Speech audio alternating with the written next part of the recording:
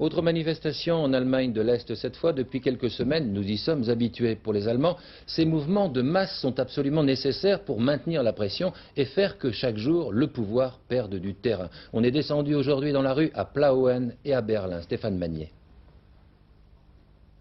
La scène est déjà extraordinaire en soi. 20 000 personnes rassemblées dans le calme devant l'hôtel de ville de Berlin-Est ce dimanche matin qui réclament plus de liberté.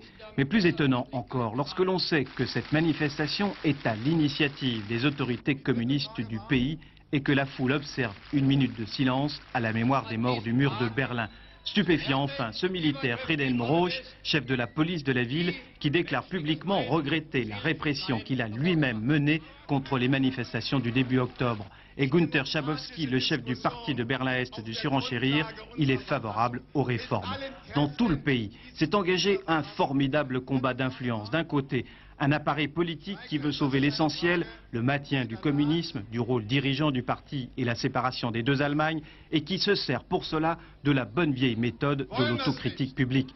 Face à lui, un peuple avide de changements radicaux, d'élections libres, de faire comme les voisins de Pologne et de Hongrie. Ils étaient 30 000 hier à Plauen, des milliers encore à Leipzig, Erfurt, Rostock, Grèce. Ils sont attendus à plus d'1 million le 4 novembre dans tout le pays pour une manifestation qui servira à la réconciliation nationale selon les uns, au début de la fin du régime selon les autres.